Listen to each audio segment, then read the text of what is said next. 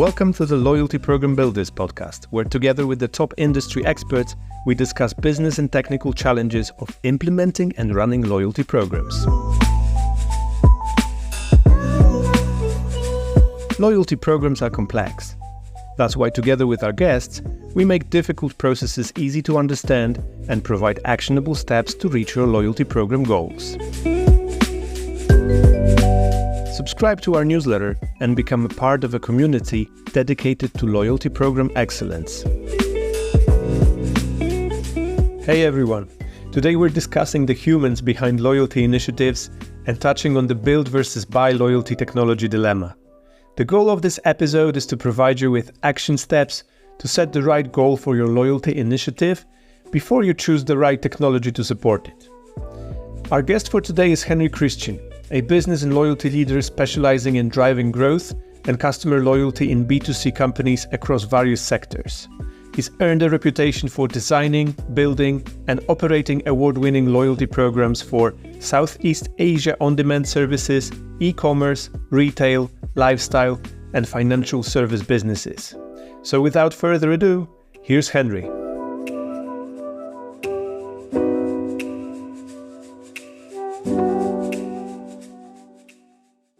Hello, Henry. Great to have you on the podcast. Likewise, I'm thrilled to be here. So, today I'm really excited because we are going to discuss something that is very close to my heart and is about, understanding customers. And let's say the trigger for our meeting today was one of your posts on LinkedIn where you actually said that winning customers' loyalty is actually, based on understanding your customers. If you could elaborate on that a bit. Loyalty is nothing new, right? And I guess speaking to you, someone who comes from who represents a loyalty technology company, it might seem a little strange when I tell you that, to me, loyalty is all about the humans. Of course, it's naive to say that technology is not important, right? I think we know that technology plays a pivotal role in building any semblance of customer relationships. Yeah. But I think what I've noticed in the recent years, when people talk about loyalty, immediately the discussion switches into, what platform should I build my loyalty program on? What about Web3? Is that a cool thing? Should I jump into that, right? Should I launch a mobile app, right? Should I have a subscription program because Amazon seems to do it so easily, right? And that discussion to me is very premature. If you don't know what your customers want, and if you don't know what your stakeholders need from a loyalty program. So to me, while we talk a lot about the customers, and we will talk a lot about the customers, but another part that I think is important is to understand the needs of the stakeholders within the company, the internal stakeholders, what they need from a loyalty program. And it can't, I've been around long enough to know that there is no one goal of the company when it comes to loyalty program, right? You talk to marketing, you talk to operations, you talk to finance, right? They expect different things they expect different things from a loyalty program. And I think it's normal because every functions have different KPIs in the companies, right? I mean, it's normal. But then I think the idea is that how do you make sure that we capture and we understand what are the goals that they want from our loyalty programs, and together with them we define the success of loyalty, and so that at the end of the day when we start measuring we need to start showing and measuring the ROI of our loyalty investment. We are speaking the same language, right? And that's the reasons why, to me, is really crucial. Understanding the humans behind the loyalty ecosystems, and that's to me is the stakeholders and the customers. Would you say that a loyalty program is actually a sort of like a tool, let's use this phrase, to understand customers, and then you could actually use the information and you could align different stakeholders based on the value that you get out of understanding the customers? I think first thing first, I don't like when we talk about loyalty, immediately the second word that comes up is program, right? To me, loyalty doesn't have to be a program, right? Loyalty can exist without a program, right? To me, loyalty is a means to facilitate the exchange of values between the business, and that's made up of the stakeholders, and the customers. So therefore, the business gives what the customers want from the brand, and in return, it is designed in such a way that the business too can extract the value that they need from the customers to behave, right? And only when that is clear, and only when that is clearly established and becomes the North Star of the loyalty program, then we talk about what is the loyalty design that can facilitate that value exchange, right? So that's when you talk about, should it be tiering, should it be a paid program, should it be a free program? If it's tiering, how many tiers do we have, right? And then you talk about the signing up fee, you talk about the program rules, right? That's the second step, right? Then the third step is when you have a clear idea of what is the program design. That's when then you look for a technology partner, right? That's to me that's the natural step how you should look at loyalty, and it always starts with the humans that is in that makes up the loyalty ecosystem. Okay, I really love it. And it's true that I tend to use the phrase loyalty program very often, but I totally agree with you that it doesn't need to be a program. It is actually about loyalty, so it is about, the business itself. It's actually the value proposition. It's actually how the business is done, and is about the relationship with the customers. So if we could provide some, action points, some tips for people who are beginning to understand loyalty or think about loyalty through the business perspective. So what would be your tip for such people? What are the certain steps? What is it like? Where should we start? I think first start by aligning, in getting an alignment, internal alignment within your company. Understanding what is the business goals, both the short term and the long term of a business goal is very key. And usually I'll speak to the CEO for that and to understand what that is. And then I'll speak to the CFO, understanding what is loyalty to you and how can loyalty help you optimize costs, right? Because finance usually cares a lot about the cost. That's not the only thing they do. But in my experience, they care a lot about cost optimizations. And understand if we have a loyalty initiative in one sort of another, does that help you achieve your goal? Right, and then of course you talk to marketing, you talk to your technology partners, product partners, and everyone, yeah, and really have a sense of from their perspective, what is loyalty and what do they expect loyalty to do for them, right? And I can tell you right now that it's impossible to actually make everyone happy, right? One of my ex-bosses told me this before. Henry, if you want to make everyone happy, you should be selling ice creams in the park, right? You makes everyone happy, yeah. But we are not in the business of selling ice cream, right? So the question is part of the job of, while it's important to speak to every functions and understands the expectations of a loyalty initiative. Second is also understanding, whose goals are you going to prioritize first? Right, and being able to communicate that clearly in the company, that what is your goal in the next 6 months, what in the next 12 months, and why is it that some functions need to take a backseat in building a loyalty initiatives, and being able to manage the expectations is really key, right? But all those things should always point to the common North Star of the business goal, of what the business wants, the overall business wants to achieve, right? And that's what loyalty program can support, right? I've seen many loyalty managers try to set up a goal of a loyalty program goal on its own, independent of the company, right?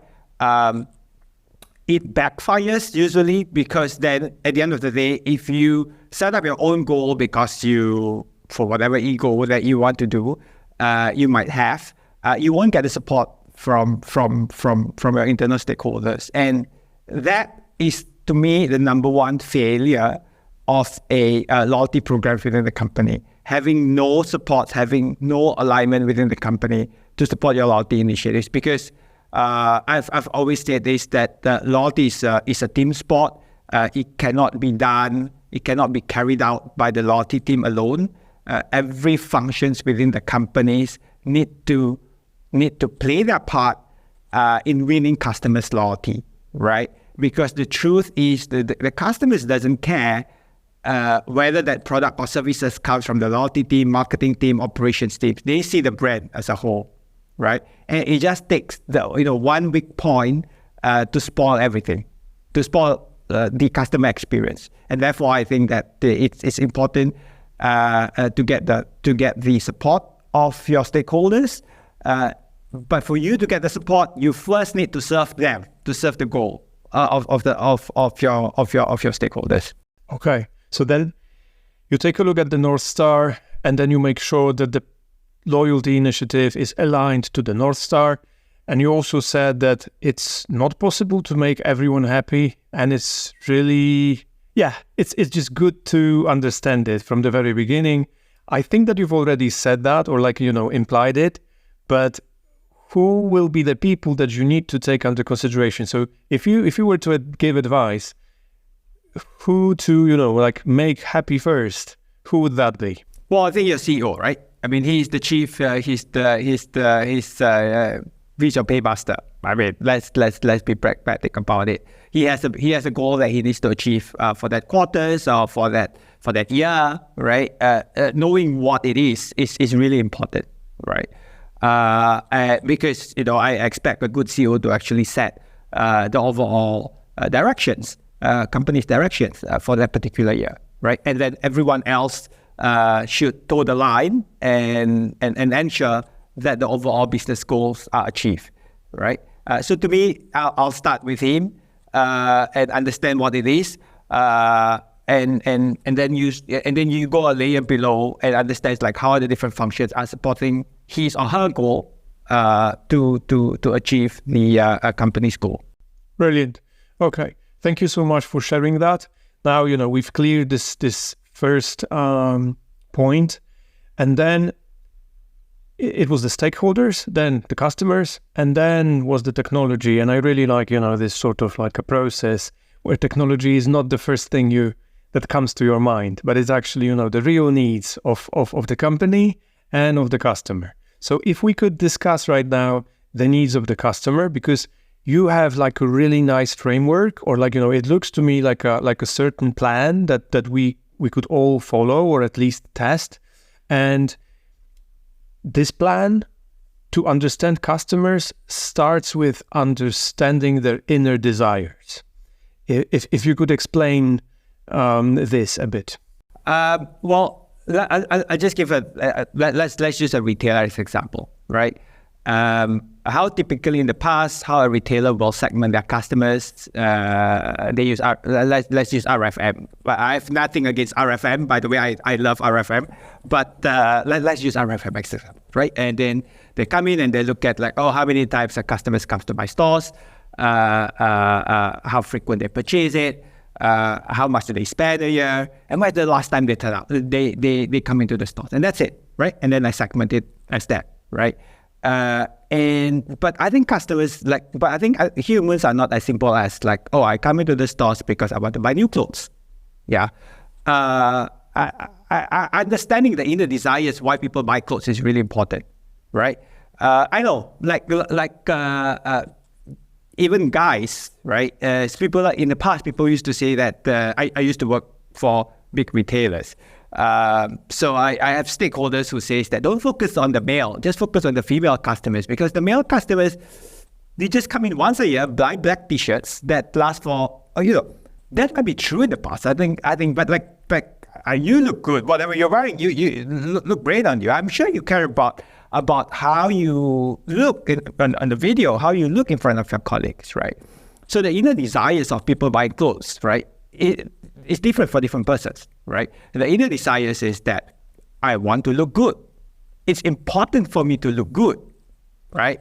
And being able to uncover the inner desires of someone, right? Every human being, they either want to get better, they want to get richer, they want to look better, they want to live healthier, right? And these are all human needs, isn't it, right? And therefore, I always tell loyalty managers to go deeper beyond your RFM, beyond your numbers, and those are well and good, and really understand what makes a customer comes to your store, what makes a customer buy from you at the beginning, right? And only when you know that, you truly understand, you truly have a deeper appreciation of your customers, and you are able to actually segment them beyond than just metrics that you see on your dashboard, right? Because then you're actually putting yourself in the shoes of the customers, right? So to me, that's like inner desire is really important. Then if we build on that story, you want to look good, right? But when do you actually come to the stores, right? Do you only come to the stores because I sent you an email and say that it's a new season? I have a new arrivals. Come to the store, check it out. Or it's autumn now, right? Autumn is here. I am marking down all my spring summer collections. Last chance to get your spring summer outfits. Come to the stores, heavily discounted items. Is that really the reason why you come to the stores, right? Because sometimes people want to come to the stores, for example, right? You receive an invitation for a high school reunion with your friends, right? People you've not seen in the last, I don't want to guess your age. I'm gonna reveal my age. So the last time I see these people was like over 20 years ago, right? I want to look good in front of them, right? Because it's ego, right? I mean, yeah, every human beings have egos. I want to meet people that I've not met. Maybe I'll bump into my ex crushes, yeah, in the party, and I want to look good in front of them, yeah. And so the trigger is I might have received an invitation that a reunion is coming, right? Understanding what triggers someone to actually start serving going to your store, serving the internet, looking for the next best outfit. It's important because then you get to define the moment when you should be reaching out to your customers. You get to sharpen your call to actions, like, come to the stores, let us dress you up for your reunion party, and you look, you be the most handsome man in the party, things like that. Right. So that's the reasons why I think it's so important to not just segment customers, understand the customers by their transactions, and you need to go deeper, really, really deep into understanding the customers. Mm-hmm. I love it, and especially this combination that you've mentioned, that if you discover those inner desires. And then the triggers, so that leads to this powerful call to action. So immediately your communication is so much better. So this is definitely a great tip, and our audience for sure will be able to use it. And then the next thing that you've mentioned in the post was actually understanding jobs to be done. If you could explain this a bit. Yeah. So I think jobs to be done. It's like let's go back the story of someone who buys a clothes, right?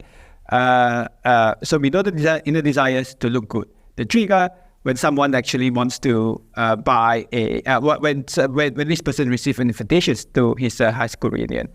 So the jobs to be done for this person is to be able to, let's say he's a busy executive like you, right? Who spends 9 to 6 on a full-time job. The jobs to be done is that you want to be able to get your hands on a set of outfit that will make you look good in the easiest possible way. And you don't like to go down to the stores, for example. So you don't have to like to queue. You don't like to change. So that's your missions. That becomes the jobs to be done. I still want to look good, but in the easiest way possible, right? Let's say you are like me. You are a lazy shopper. You like to look good, but you don't like to browse. You don't like to, you find it boring, right? I do too, right? So then if you know the jobs to be done, the missions of the customers, and you know what is, what makes them difficult, right? That allows you to actually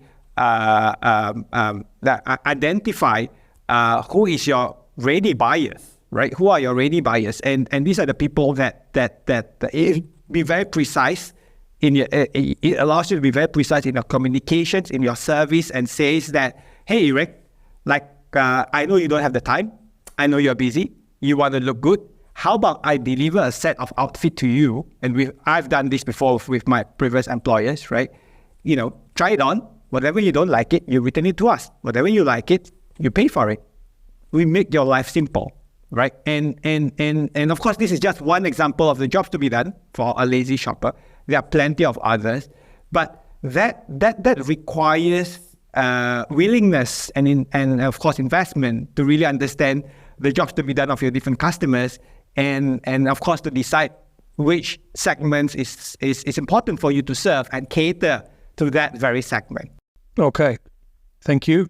And I also I love the combination.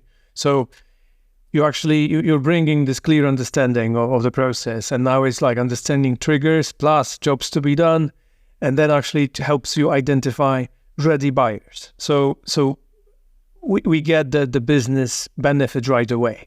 So this is great. And another thing that you mentioned in the post were the pain points of your customers. So if you could explain this a bit. Yeah. Well, every one of us have a pain point when it comes to interacting with a brand, right? Either you have no idea you have no idea what of the latest trend, right? Your pain point is trends changes every season, and therefore it's I don't know what looks good. For me, right? For my body shape, for example, right? So every one of us have a different pain point. Maybe another pain point is that I like your outfit, but the price point is a little high for me, right? And that's a pain point, right? That's a frictions for me in engaging with you. Now, those two different pain points allows you to cater your strategies. Reward strategies differently, right? The later one that is more price sensitive, sure, you can do your try and test that. I'll give you discounts, I give you points, I give you vouchers, right? But the first group, right? This person can actually spend the money. You don't need to, from a business perspective, I don't need to waste my margin on this person to get them to come to my stores, to get them to try, right? But then maybe what I can say is that making this up, right? Maybe you are a big spender. I say that I'm going to close the store for 2 hours.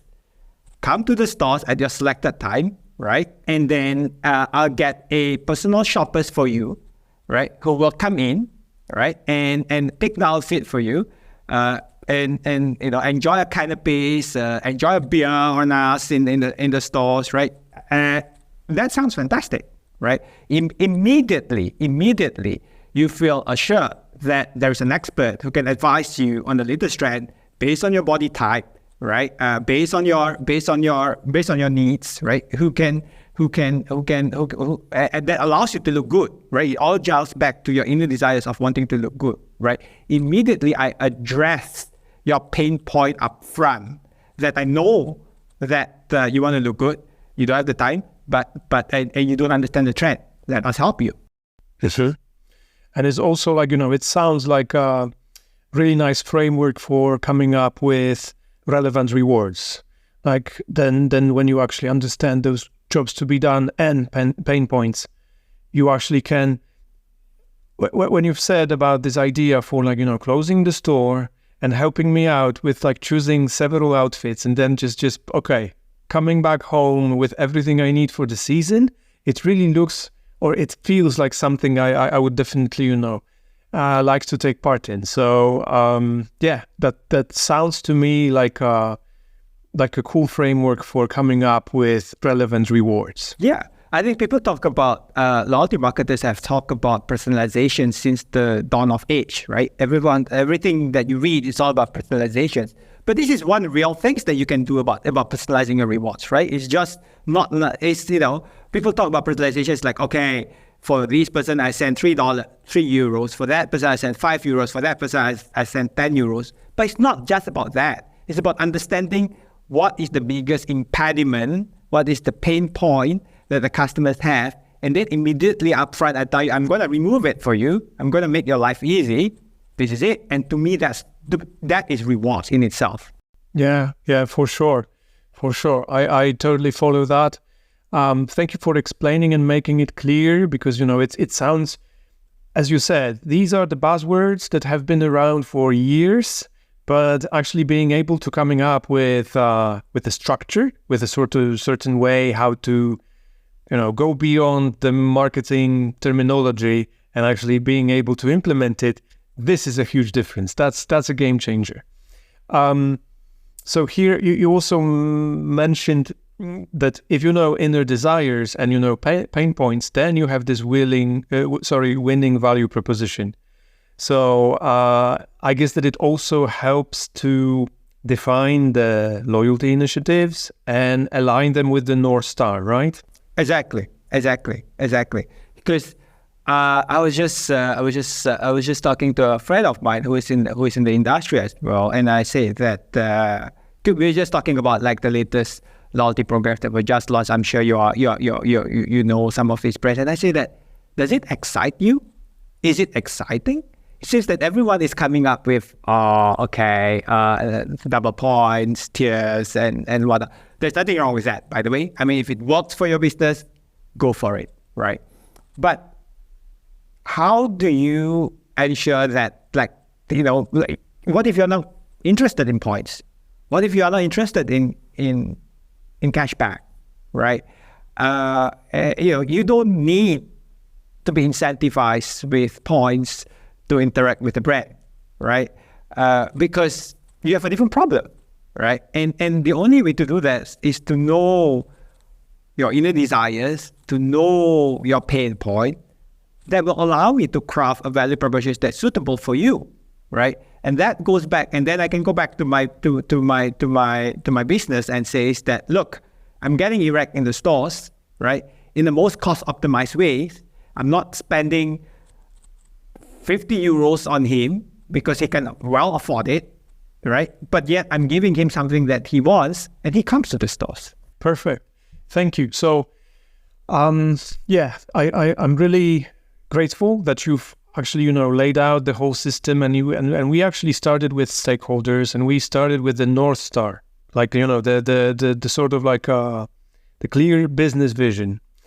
Then we went to actually being able to understand customers, to launch those loyalty initiatives. And I need to emphasize it once more, because you said that you like loyalty is not about program necessarily, but actually loyalty is a certain function of a business. It's like I would say that it's an effect of well crafted value proposition. Like basically business that has like a clear purpose usually already like works towards loyalty, right? And then we have this great actually framework for coming up, or actually with understanding your customers and making sure that this knowledge aligns with the North Star. And only then we can actually start discussing technology, because we need tools to actually, make those really efficient and wonderful relevance rewards. Just, they like to just basically create a sort of like a system where it's possible to manage it. Is there anything else you would like to share with the audience? Because we have pretty much covered everything we wanted to. Yeah. Let's talk a little bit about technology, right? I mean, we talk a lot about the humans. I think it's not fair that we don't touch on the technology. I think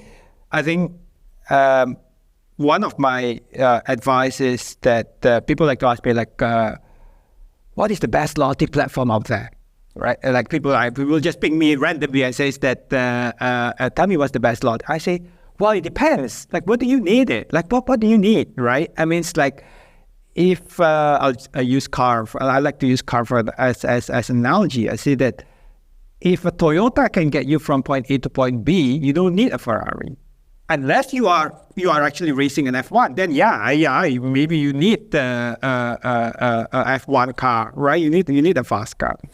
So I think it really depends on the need, which is why we talk a lot about understanding the need of the business and the customers. Then the next questions that I get very often is that, should we buy or should we build? Oh God, that question. So I think on its own, I think it deserves a separate podcast episode, right? But let's my quick takeaway on my quick perspective on that. Is if you can build it, good, right? I mean, if you have spare resources and you really know the ins and outs of loyalty, go build it. But for most companies, I would say don't build it, because if you are a retailer, loyalty is not your bread and butter, right? If you are a hotelier, loyalty is not your bread and butter. If you are airlines, for God's sake, just make sure that people get from point A to point B safely, good in-flight dining, in-flight entertainment. Focus on all that, because that's your expertise, right? There are really plenty of good loyalty platforms in the market, right? And I would say this, and I would say that 90% of the features of the loyalty platforms that's available out there, it's similar, right? Because it's all about giving points, it's about creating tiers. If you need this, it's about whatever segmentation. It's all there, right? So don't focus so much about whether you should buy or you should build, right? And don't worry so much about the different features. People like to say that, I need 1,000 features available. And then when it comes to the implementations, how many features do you need? 2, maybe 3 next year, right? And I say that's stupid, right? That's really stupid. My advice is that if you're not a loyalty company, don't try to build it, because it's there's really available platforms out there that's fantastic. Don't focus so much on the features availability, because I can guarantee that whatever you want to do, there are plenty of platforms out there who can do it for you. Rather focus more on how easy it is to integrate to your existing systems, because to me that's super, super key. And second, whether the loyalty platforms can help you measure, track, and eventually show the ROI of the investment on that loyalty platforms. I think that is really key. Yeah. Yeah, I totally agree with you. And it just it just sounds right that if you run a business, your goal is, as we mentioned before, to understand the North Star of the business and to understand customers' needs and preferences so that it is aligned and it goes together. And you could totally rely on the available technology out there and use it in the best possible way.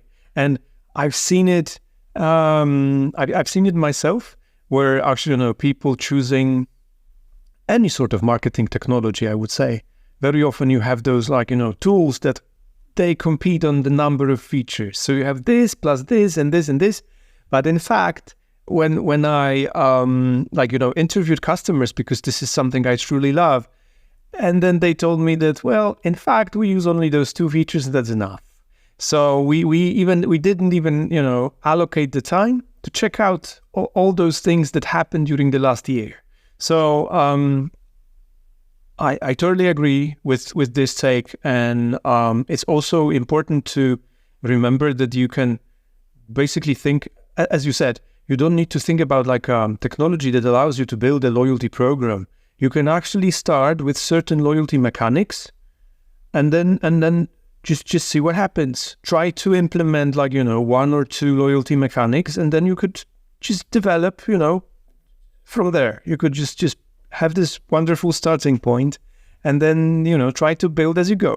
I agree. I think that for any company who is starting out on any loyalty initiative, my advice is that please don't buy a platform straight away. Please don't do that, right? If you have not figured out what you want to do. Identify the touch points or the assets that you already have in a company that you can make use of that and offers that as a reward to your customers, right? We talk about personal shoppers. We talk about making use of your stores, closing it on 1-2 hours for your special customers. You don't need platform to do that, right? The idea is that you're actually testing your concept and understand that, what clicks, what is the right way that we talk about facilitates the value exchange between customers and the brands, right? You get the platforms involved when you want to scale those up, right? Because you can't scale without technology. We all know that, right? But don't start by, I have a platform, because what happens if you start with the platforms, then your creativity are confined within the realm of what that platform can or cannot do, right? And to me, that's dangerous. And sometimes it becomes in a way that you got the platforms, you have to use it, even though it doesn't work, right? And it's the sunk cost fallacy will kick in, and I hate that. And people ask you that, is this really what your customers want? Well, no, it's not, but that's what the platform can do. Well, that's silly, right? Yeah, this is a very important point. So thank you for bringing that up, because it's true that sometimes technology might be actually very limiting, even though it has a lot of features, but you have this tendency to actually, before I learn the features that I already have, I will not, just try to go out of the box here. So thank you for mentioning that. Okay, so I think that we have covered pretty a lot, and thank you so much for actually guiding us through those 3 different aspects. Still, first being the business and stakeholders, the second being customers and their inner desires, triggers, jobs to be done, pain points, and ultimately the value proposition, and then the technology as a sort of a layer that basically allows you to manage everything that you have come up with. But in fact, it's very important to actually look at things from this perspective, I would say. And technology, even though I'm representing the technology here, it's definitely not the first thing you should consider when thinking about any loyalty initiatives. Yeah, and it's actually good for you because I've been guilty on this as well, right? In my earlier phase of my career, where when my boss says, "Hey, let's do an RFP," right? And everyone was like, "Oh, let's do an RFP," and then we spend months into an RFP, and then we got the pitch, and then we look at each other and say "What do we really want? We don't know." Right, and then we're wasting your time. We're wasting the technology partners' time, right? And that's not good, right? And that, of course, now I'm hopefully somehow wiser, and that's my turn to actually share with the rest that don't start with the technology. Cool, thank you so much. Okay, it's been a pleasure, and I think that you've brought a lot of value for our listeners, so thank you so much. Thank you. I had fun. Awesome. I'm glad we've touched on the build versus buy dilemma in loyalty technology. We're going to explore this topic in detail soon. But for now, let's wrap up with a few action steps. First, if you liked this episode, help us grow by leaving a positive review of the podcast. Second, Let us know what you think by interacting with the Q&A feature or simply send us an email at podcast@openloyalty.io. Third, be sure to subscribe to our newsletter for more valuable content related to the podcast. Have a great day, everyone. The Loyalty Program Builders podcast is brought to you by the team at Open Loyalty, the world's most flexible loyalty software for creating personalized loyalty and gamification programs fast and at scale.